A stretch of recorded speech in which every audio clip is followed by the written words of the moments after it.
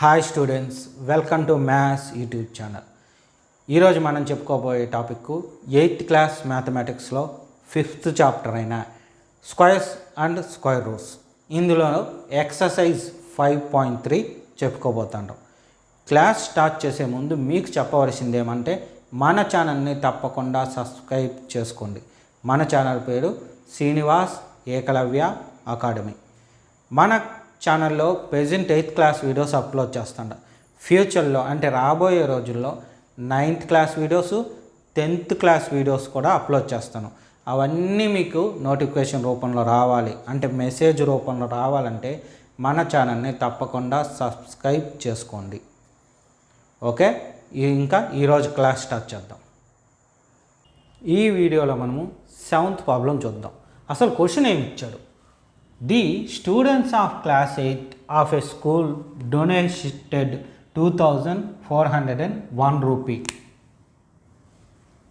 in or for 5 ministers national welfare fund. Each student donated as many as rupees the number of students in the class. Find the number of students in the class. ఇక్కడ మనము 8th class కదా, so వీడు కూడా 8th class గురించి చెప్పాడు. For example మన క్లాస్లో 12 members students ఉన్నారు. ఒక్కొక్క స్టూడెంట్ 12 రూపీస్ ఇచ్చాడు. సో మొత్తం డొనేషన్ చేశారు. ఓకేనా, అంటే 12 square.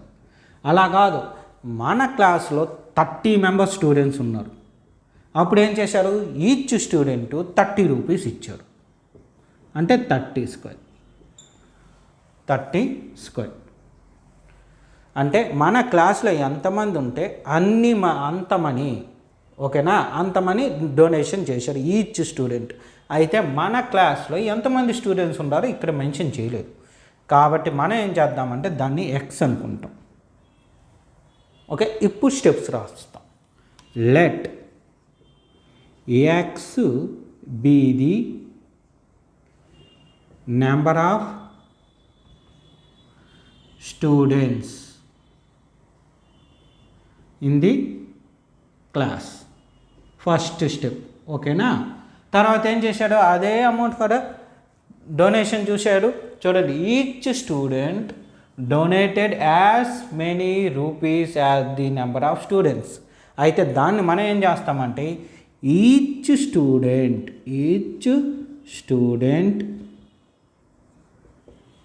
Donated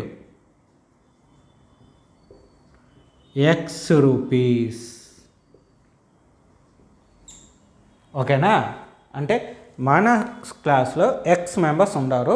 each member x rupees ఇచ్చారు. అప్పుడు total donation money, total donated amount is equal to ఏమవుతుంది? X into x. అంతే కదా. చూడండి, ఇక్కడ 12 ఇంటూ 12, 13 ఇంటూ 30. అలాంటప్పుడు x into x, x square. ఓకేనా, ఇప్పుడు మన ప్రాబ్లం ప్రకారం డొనేషన్ ఎంత ఇచ్చాడు? According to the problem donated amount is equal to 2,401 rupee. అంటే therefore x square value చెప్పాడు. ఎంతని? 2,401 రూపీ.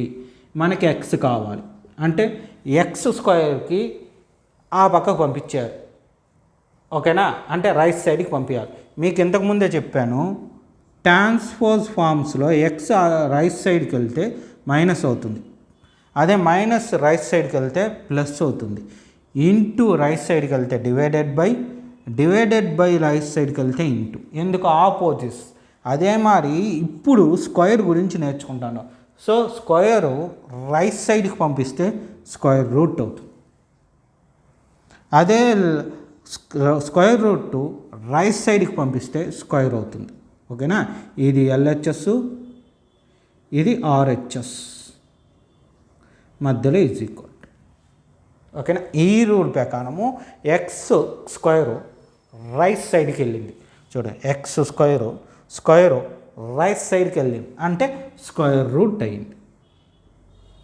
సో ఇప్పుడు ఇంతసేపు మనం చేసాం కదా ప్రాబ్లం, ఆ మెథడ్లో స్క్వేర్ రూట్ కనుక్కుంటాం. అంటే 2401 రూపీకి ఫ్యాక్టర్స్ కనుక్కుంటాం. ఈ ఫ్యాక్టర్స్ కనుక్కునేది ఇది పెన్సిల్తో వేసుకోండి, ఎందుకంటే ఇది ప్రాబ్లంకి సంబంధించింది కాదు, మనం ప్రాబ్లం నేర్చుకోవడానికి యూజ్ చేసేవన్నమాట. కాబట్టి ఇలాంటివి పెన్సిల్తో వేసుకోవాలి. ఇప్పుడు 2 టేబుల్తో పోదు, ఎందుకంటే లాస్ట్లో 1 ఉంది. సో 5 టేబుల్తోనూ పోదు, 3 టేబుల్తో పోయే ఛాన్స్ ఉంది, ఎందుకంటే 3 7s are 21 వస్తుంది. సో ఛాన్స్ ఉంది కాబట్టి 3కి ఉన్న రూల్ని అప్లై చేసి చెక్ చేసుకుంటాం. 3కి ఉండేదేమి సమ్ ఆఫ్ డిజిట్స్ 2 + 4 6, 6 + 0 6, 6 + 1 7. సో 7 వచ్చింది కాబట్టి 3 టేబుల్తో పోదు. ఓకేనా, క్లియర్. నెక్స్ట్ 3 తర్వాత 5 కూడా పోదని తెలిసింది. ఇప్పుడు 7తో చెక్ చేయాల్సిందే, ఎందుకంటే 7కి రూలు ఎక్కువ ఉండదు కాబట్టి. చూద్దాం, 7తో చెక్ చేసే చూద్దాము, అందుకే పెన్సిల్ వేసుకోండి.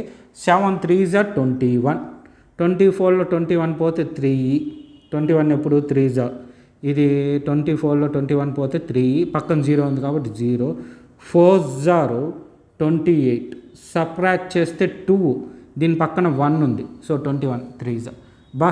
బలపోయింది. ఓకే 7తో డివిజిబుల్ అయింది. మళ్ళీ ఇప్పుడు 7తో చేద్దాం. సో 7తో డివిజిబుల్ చేస్తే ఎంత? 7 4s are 28, అంతే కదా.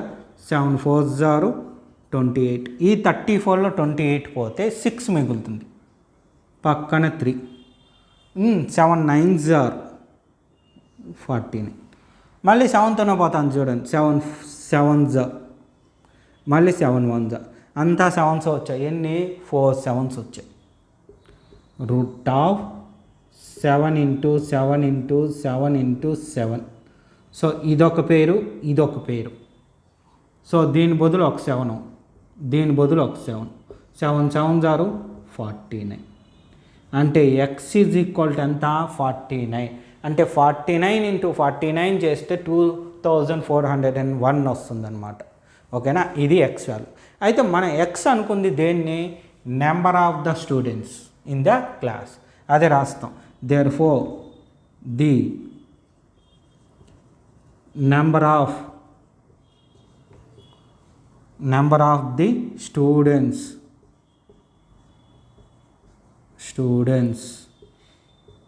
in the class x is equal to 49 students.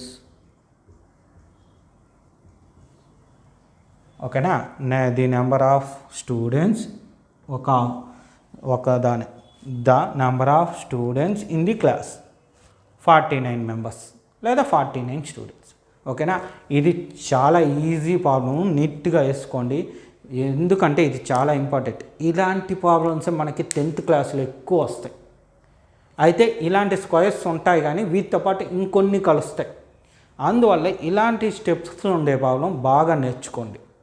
ఓకేనా, నెక్స్ట్ 8th ప్రాబ్లం చూద్దాం. క్వశ్చన్ ఏమి ఇచ్చాడు? 2025 plants are to be planted in garden in a such a way that each row contains as many plants the number of rows. Find the number of rows and the number of plants in each row. అంటే మన దగ్గర plants ఉన్నాయి, దాన్ని ఏం చేశారంటే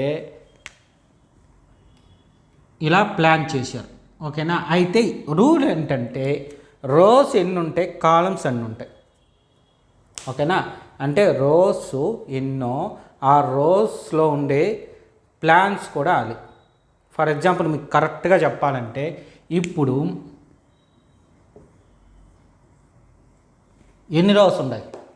5 rose ఉన్నాయి. అంటే each రోలోనూ 5 plans ఉన్నాయి అని మీనింగ్. అదే కాలమ్స్ అన్నమాట, నేను చెప్పిన కాలమ్స్.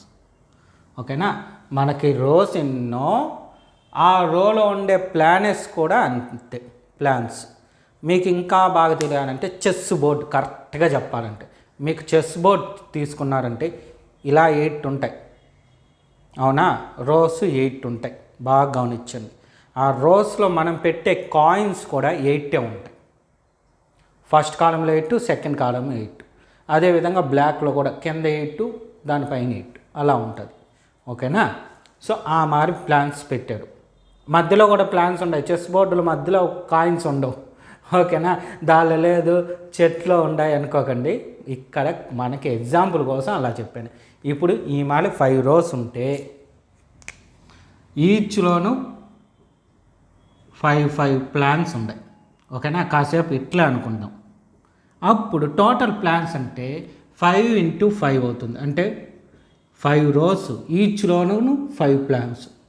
అప్పుడు ఏమవుతుంది 5 స్క్వేర్. ఇప్పుడు 25 ఉంటాయి. దీనిలో కౌంట్ చేసుకోండి. 1 2 3 4 5 6 7 8 9 10 11 12 13 14 15 16 17 18 19 20 21 22 23 25. ఓకేనా. 25 ఉండే. ఓకేనా. ఇది అయితే ఇక్కడ ఇందులో మనకి తెలీదు ఎన్ని రోస్ ఉన్నాయని. అందువల్ల ఏం చేస్తామంటే ఎక్స్ రోస్ అనుకుంటాం. రోస్ ఎన్ని ఎక్స్. కాబట్టి ఈచ్ రోలోనూ ఎక్స్ ప్లాన్స్ ఉంది. సో టోటల్ ఏమవుతుంది ఎక్స్ స్క్వేర్ అవుతుంది. అయితే ఇక్కడ ఏది ఎక్స్? ఇంతకుముందు ప్రాబ్లంలో అంటే సింపుల్, వాడు కనుక్కోమంది నెంబర్ ఆఫ్ స్టూడెంట్స్ కాబట్టి దాన్ని ఎక్స్ అనుకునేసినాం. ఇక్కడ ఏం చేశారంటే మీరు బాగా గమనిస్తే నెంబర్ ఆఫ్ రోస్ అడిగాడు, నెంబర్ ఆఫ్ ప్లాన్స్ అడిగాడు. అంటే 2 అడిగాడు. మరి ఎక్స్ ఏది? ఇది అనుకోవాలి ఫస్ట్, ఇది అనుకోవాలి. సార్ 2 ఎక్సే కదా ఏదన్నా అనుకోవచ్చు కదా అనొచ్చు. బట్ అక్కడ చిన్న లాజిక్ ఉంది. అదేమంటే దేని మీద ఏది డిపెండ్ అయ్యింది. ఓకేనా. ఇప్పుడు ఫర్ ఎగ్జాంపుల్ నేను బోర్డు మీద డిపెండ్ అయినా. ఈ బోర్డు లేకపోతే క్లాస్ చెప్పలేదు. కాబట్టి నాకు ఫస్ట్ బోర్డు కావాలి, అదే ఎక్స్. ఓకేనా. ఇప్పుడు ఇది ఇక్కడ సెంటెన్స్ చదివినామంటే చూడండి, each row contains as many number of rose. అంటే రోస్ తెలిస్తే కానీ ఒక రోలో ఎన్ని ప్లాన్స్ ఉన్నాయి అని చెప్పలేము ఈచ్ రోలో. కాబట్టి నెంబర్ ఆఫ్ రోస్ని ఫస్ట్ ఎక్స్ అనుకోవాలి. ఓకేనా. రోస్ డిసైడ్ అయినాకే రోస్ని బేస్ చేసే కానీ ఆ ఈచ్ రోలో ఉండే ప్లాన్స్ని కౌంట్ చేయగలుగుతాం. ఓకే. అదనమాట ఇంపార్టెంట్ వన్. జాగ్రత్తగా ఇలాంటి స్టెప్స్ మన క్లాస్లో ఎక్కువగా దొరుకుతాయి మీకు. So x be the number of rows. ఇప్పుడు each row contains x number of plans. ఇది మెయిన్ స్టెప్. ఓకేనా. ఇప్పుడు టోటల్ నెంబర్ ఆఫ్ ప్లాన్స్ అంటే x into x is equal to x square. మరి ప్రాబ్లం ప్రకారము according to the problem number of rows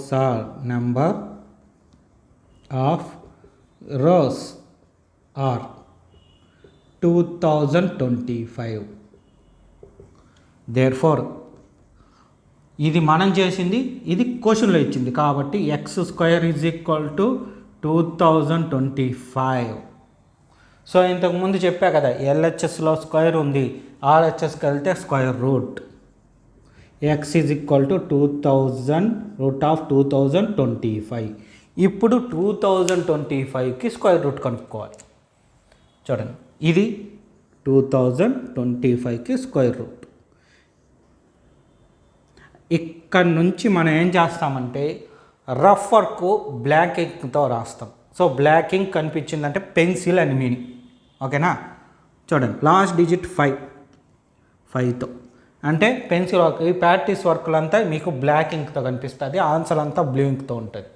okay, చూడండి 5తో చేసామంటే 5 4 జా 20.